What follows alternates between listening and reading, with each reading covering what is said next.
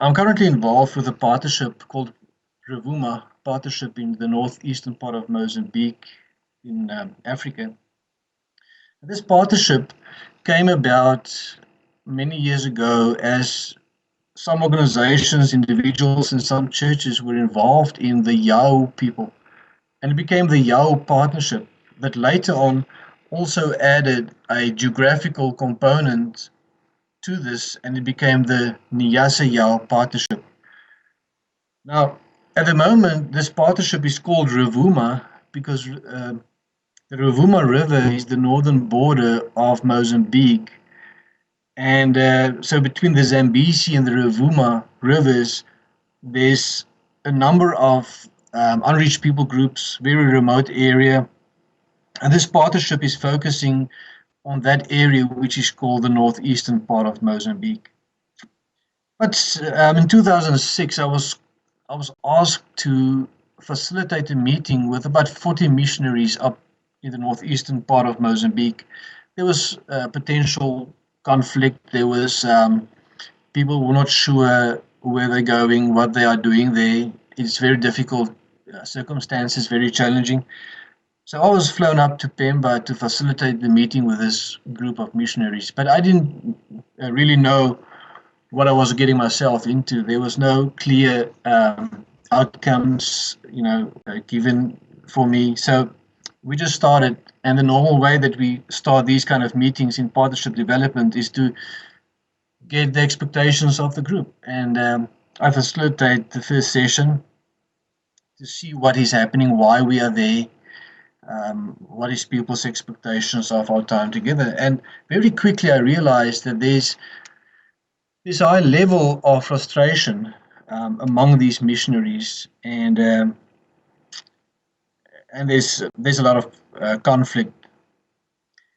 So as I was praying for God to lead us, I sensed that there was a lack of identity among the group, and that God placed on my heart that we first need to get identity, to get the group positioned in a corporate identity before we can start to solve the problems.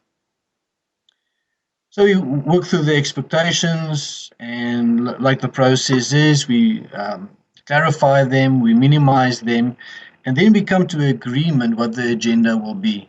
How will we go about to facilitate that meeting? On the second day, I start to work on worldview issues, cultural issues, and test the assumptions that's in the room. Because one thing I've realized in partnership development over the years that each partner or potential partner bring a lot of assumptions to the table. Now, unless we test those assumptions can at the end of the day kill the partnership. So we work through some worldview issues, and then we got to the agenda. Now, the first real lack in that meeting was the lack of vision. And if we want to be strategic, we need to start with the end in mind. So we need to work with the expected outcomes. What do we want to accomplish?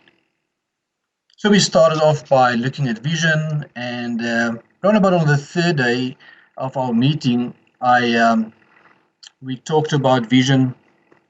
And as a result of our discussion, doctrinal differences start to surface, and it became a very, very difficult meeting to facilitate. And people were starting to challenge one another on their beliefs and denominational backgrounds and all of that. And within that context, within that situation, I started off by looking at vision and how to build consensus. And what was so interesting in dividing the larger group into smaller groups, I just basically went through, count the numbers from 1 to 4, and all the ones are in a group, and all the 2s are in a group, and all the 3s in a group, and all the 4s in a group. And strangely enough, all the people that were really fighting with one another were in one group. I didn't plan that. It was just something that God did. So all the strong guys, all the movers and the shakers, all these people that were just fighting with one another, they landed up in the same group. So we went through the process of looking at individual vision statements, ask each group to work through those individual vision statements and come up with a corporate vision statement for that group. After we've done that, I ask each of the group members, are you happy with the outcomes? Are you happy with the vision statement that you developed as a group? I got the yes from everybody, and then we test consensus level. Then we, through a secret vote, we try to determine what is the level of consensus. And what was so interesting, the only group within that meeting that had 100% consensus on both the process that they followed and on the outcomes of that process was this group with all these strong leaders that were just fighting with one another. And when the large group realized that this group, with a lot of conflict and differences, they managed to have consensus or breakthrough in that meeting. And the rest of the group said, but if they can have consensus, surely we can have consensus. And that became a very important moment in the facilitation of that process. So we continued, and only by Thursday evening, now we had a 5-day conference. We started on Monday and we need to end by Friday. On Thursday evening, we came to the point where we start to write a corporate vision statement for that entire group. But now it was 4 days of work already, and there was still a lot of issues to be dealt with. So that evening, Thursday evening, we wordsmithed the statement, and early Friday morning, I present the statement to the group, and the whole group stood up when they saw the vision statement, and they clapped hands. They cheered and said, "This is our vision statement. This is who we are." And then, for the first time, after 4 days, there was a sense of a corporate identity. And then I asked the group, let's go to the rest of the agenda. Now, there was still about 12 or 13 points to deal with, and we only had like 3/4 of a day left.